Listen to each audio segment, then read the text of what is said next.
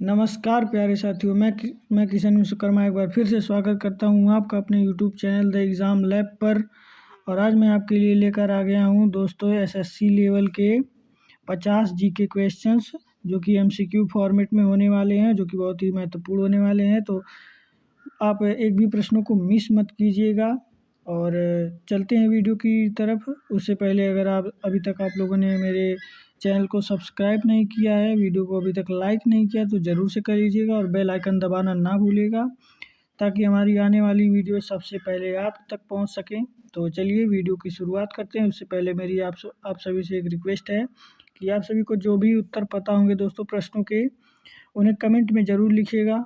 और ये ज़रूर देखते रहिएगा कि आप लोगों ने 50 में से कितना स्कोर किया, उसको भी वीडियो के लास्ट में ज़रूर कमेंट कीजिएगा, ताकि हम भी देख पाएँ कि हमारे प्रश्न ये कहीं किस लेवल के हो रहे हैं। तो चलिए वीडियो की शुरुआत करते हैं। और दोस्तों आपका जो पहला प्रश्न होने वाला है वो संविधान से होने वाला है, जो कि बहुत ही महत्वपूर्ण है। संविधान सभा के अध्यक्ष कौन थे? और जो बहुत ही महत्वपूर्ण प्रश्न है, लेकिन बहुत ही आसान है, तो इसका बिल्कुल सही जवाब हो जाएगा ऑप्शन ए, यानी कि राजेंद्र प्रसाद। डॉक्टर राजेंद्र प्रसाद जो थे संविधान सभा के अध्यक्ष थे। तो चलिए आपका दूसरा प्रश्न होने वाला है दोस्तों, भारतीय संविधान यानी कि दोस्तों जो भारतीय संविधान कब अपनाया गया था? और इसका बिल्कुल सही जवाब हो जाएगा ऑप्शन बी, यानी कि 26 नवंबर 1949 को भारतीय संविधान अपनाया गया था। तो चलिए आपका तीसरा प्रश्न होने वाला है दोस्तों, बहुत ही महत्वपूर्ण प्रश्न, राष्ट्रपति का चुनाव कौन कराता है? जो कि बहुत ही महत्वपूर्ण प्रश्न है। इसका बिल्कुल सही जवाब हो जाएगा ऑप्शन सी, यानी कि निर्वाचक मंडल जो होता है दोस्तों वही राष्ट्रपति का चुनाव करवाता है। तो चलिए आपका अगला प्रश्न होने वाला है दोस्तों, लोकसभा का अध्यक्ष कौन होता है?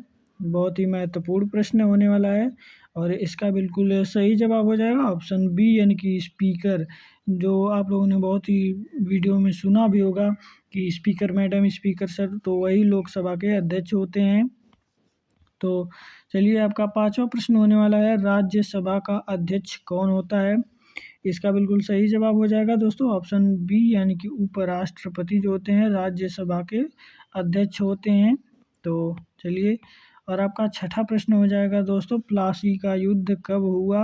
बहुत ही महत्वपूर्ण प्रश्न है, बहुत सारी परीक्षाओं में पूछा गया प्रश्न है। इसका बिल्कुल सही जवाब हो जाएगा ऑप्शन ए, यानी कि 1757 में प्लासी का युद्ध लड़ा गया था।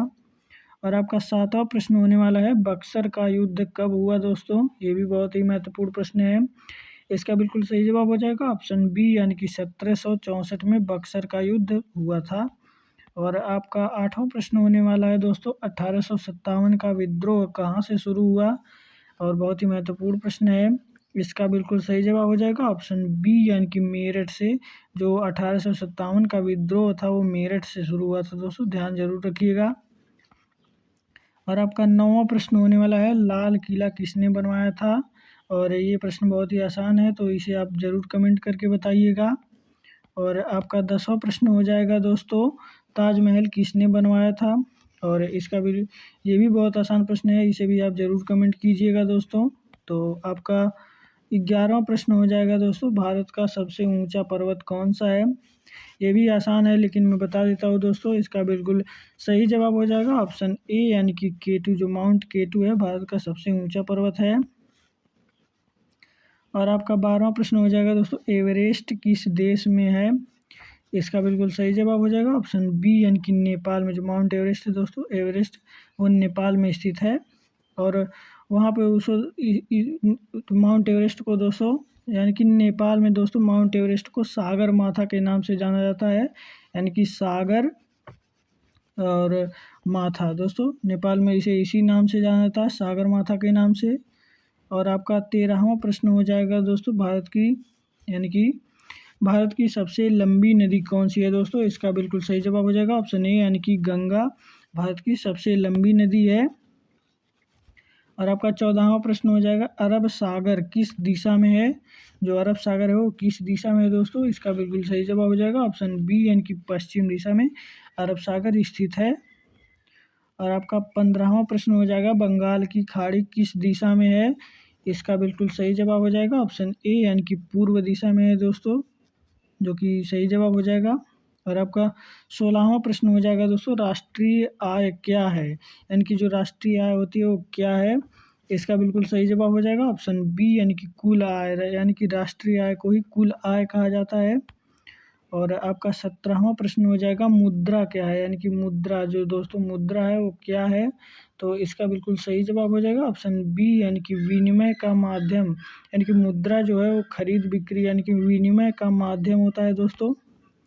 और आपका 18वां प्रश्न होने वाला है, बैंक क्या करता है, यानी कि जो बैंक है वो क्या करता है दोस्तों, यानी कि उत्पादन करता है, बचत और ऋण करता है, व्यापार करता है कि निर्यात करता है। आइए देखते हैं। और इसका बिल्कुल सही जवाब हो जाएगा ऑप्शन बी, यानी कि बचत और ऋण, यानी कि दोस्तों बैंक बचत और ऋण, यानी कि बचत भी करता है और ऋण भी देता है। तो चलिए, आपका 19वां प्रश्न होने वाला है, बजट कौन पेश करता है, यानी कि भारत का जो बजट होता है उसे कौन पेश करता है। और इसका बिल्कुल सही जवाब हो जाएगा ऑप्शन बी, यानी कि वित्त मंत्री। और आप ये ज़रूर कमेंट करके बताइए कि वर्तमान के वित्त मंत्री कौन है। तो चलिए, आपका 20वां प्रश्न हो जाएगा दोस्तों, जीएसटी क्या है। और इसका बिल्कुल सही जवाब हो जाएगा ऑप्शन ए, यानी कि जीएसटी एक कर है और जिसे गुड्स एंड सर्विस टैक्स कहा जाता है, यानी कि जीएसटी का फुल फॉर्म है गुड्स एंड सर्विस टैक्स। इसकी हिंदी आप ज़रूर बताइए कमेंट में। और आपका 21वां प्रश्न होने वाला है दोस्तों, विद्युत धारा का एसआई मात्रक क्या है। और इसका बिल्कुल सही जवाब हो जाएगा दोस्तों ऑप्शन बी, यानी कि एम्पियर, यानी कि विद्युत धारा का एसआई मात्रक एम्पियर है दोस्तों, ये ज़रूर ध्यान रखिएगा। और 22वां प्रश्न हो जाएगा दोस्तों, वोल्ट किसका मात्रक है। विद्युत धारा का है, वोल्टेज का है, ऊर्जा का है, शक्ति का है। और इसमें से आपका बिल्कुल सही जवाब हो जाएगा ऑप्शन बी, यानी कि वोल्टेज का मात्रक है दोस्तों, यानी कि जो आपका वोल्ट है वो वोल्टेज का मात्रक है। और आपका 23वां प्रश्न हो जाएगा दोस्तों, शक्ति का एसआई मात्रक क्या है, यानी कि जो शक्ति है आपकी, इसका एसआई मात्रक क्या है। ये जूल है, वाट है, न्यूटन है, पास्कल है। और आप कमेंट में ज़रूर बताइएगा, उससे पहले मैं आपको बताता हूँ। और आपका बिल्कुल सही जवाब हो जाएगा ऑप्शन बी, यानी कि वाट है, यानी कि जो दोस्तों आपका शक्ति है वो वाट, शक्ति का एसआई मात्रक यानी कि वाट है दोस्तों। और आपका 24वां प्रश्न होने वाला है दोस्तों, दाब का एसआई मात्रक क्या है, यानी कि जो दाब है उसका एसआई मात्रक क्या है। जूल है, पास्कल है, वाट है, वोल्ट है, क्या है दोस्तों, आइए बताते हैं। और इसका बिल्कुल सही जवाब हो जाएगा ऑप्शन बी, यानी कि पास्कल, यानी कि दाब का एसआई मात्रक पास्कल है दोस्तों। और आपका 25वां प्रश्न हो जाएगा, गति का एसआई मात्रक क्या है, इसे आप कमेंट करके बताइएगा। तो आपका 26वां प्रश्न हो जाएगा दोस्तों, क्लोरोफिल का कार्य क्या है। और इसका बिल्कुल सही जवाब हो जाएगा ऑप्शन बी, यानी कि प्रकाश संश्लेषण क्लोरोफिल का कार्य है। और 27वां प्रश्न आपका हो जाएगा, मानव रक्त का रंग किसके कारण है, यानी कि मानव रक्त का जो लाल रंग है वो किसके कारण होता है दोस्तों। इसका बिल्कुल सही जवाब हो जाएगा ऑप्शन बी, यानी कि हीमोग्लोबिन के कारण ही मानव का रक्त लाल होता है, ये जरूर ध्यान रखिएगा, बहुत ही महत्वपूर्ण प्रश्न। और आपका 28वां प्रश्न हो जाएगा, फेफड़े का कार्य क्या है दोस्तों, यानी कि फेफड़ा हमारे शरीर में कौन सा काम करता है। इसका बिल्कुल सही जवाब हो जाएगा ऑप्शन बी, यानी कि श्वसन, यानी कि फेफड़ा हमारे शरीर में श्वसन का कार्य करता है। और आपका 29वां प्रश्न हो जाएगा दोस्तों, किडनी का क्या कार्य है, यानी कि किडनी जो है हमारे शरीर में क्या कार्य करती है। इसका बिल्कुल सही जवाब हो जाएगा ऑप्शन बी, यानी कि रक्त को शुद्ध करती है दोस्तों किडनी जो होती है। और आपका 30वां प्रश्न हो जाएगा, मस्तिष्क का कार्य क्या है, यानी कि जो दिमाग है हम लोग का मस्तिष्क, इसका क्या कार्य है। इसका बिल्कुल सही जवाब हो जाएगा ऑप्शन बी, यानी कि नियंत्रण, हमारे हाथ पैर यानी कि हमारी सारी क्रियाओं पर नियंत्रण ही मस्तिष्क का कार्य है दोस्तों। और आपका 31वां प्रश्न हो जाएगा, वायुमंडल की सबसे निचली परत कौन सी है दोस्तों, यानी कि वायुमंडल में जो सबसे नीचे वाली परत है उसका क्या नाम है। इसका बिल्कुल सही जवाब हो जाएगा ऑप्शन बी, यानी कि ट्रोपोस्फियर, यानी कि वायुमंडल की सबसे निचली परत का नाम है ट्रोपोस्फियर दोस्तों, जरूर ध्यान रखिएगा। और 32वां प्रश्न हो जाएगा आपका, ओजोन परत किस परत में होती है। इसका बिल्कुल सही जवाब हो जाएगा ऑप्शन बी, यानी कि स्ट्रेटोफियर में दोस्तों ओजोन परत होती है। और आपका 33वां प्रश्न हो जाएगा, भूकंप किससे होता है, यानी कि भूकंप जो आता है वो क्यों आता है या किससे होता है। इसका बिल्कुल सही जवाब हो जाएगा ऑप्शन बी यानी कि प्लेट टेक्टोनिक्स के कारण ही भूकंप आता है दोस्तों। और आपका 34वां प्रश्न हो जाएगा ज्वालामुखी क्या है, यानी कि जो ज्वालामुखी है वो आपकी क्या है।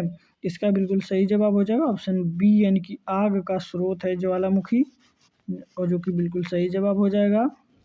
आपका 35वां प्रश्न हो जाएगा चक्रवात क्या है दोस्तों, और इसका बिल्कुल सही जवाब हो जाएगा ऑप्शन ए यानी कि तूफान है दोस्तों। चक्रवात एक तूफान होता है, ज़रूर ध्यान रखिएगा। और 36वां प्रश्न हो जाएगा आपका HTML यानी कि HTML जो लैंग्वेज है आपका, उसका पूरा नाम क्या है, और इसका बिल्कुल सही जवाब हो जाएगा ऑप्शन ए यानी कि हाइपर टेक्स्ट मार्कअप लैंग्वेज, जो कि बिल्कुल सही जवाब हो जाएगा, ज़रूर ध्यान रखिएगा। और 37वां प्रश्न है आपका CPU का पूरा नाम क्या है। ये बहुत ही आसान प्रश्न है, आप ज़रूर कमेंट कीजिएगा इसे। और आपका 38वां प्रश्न हो जाएगा दोस्तों रैम क्या है, और इसका बिल्कुल सही जवाब हो जाएगा ऑप्शन बी यानी कि अस्थायी मेमोरी है रैम। और चलिए आपका 39वां प्रश्न है दोस्तों रोम क्या है, और इसका बिल्कुल सही जवाब हो जाएगा ऑप्शन बी यानी कि स्थायी मेमोरी, यानी कि रैम अस्थायी है और रोम स्थायी मेमोरी है दोस्तों, ज़रूर ध्यान रखिएगा। और आपका 40वां प्रश्न हो जाएगा कीबोर्ड क्या है, और इसका बिल्कुल सही जवाब हो जाएगा ऑप्शन बी यानी कि इनपुट है, यानी कि कीबोर्ड के द्वारा ही हम लोग इनपुट देते हैं कंप्यूटर को या फिर अपने डिवाइस को।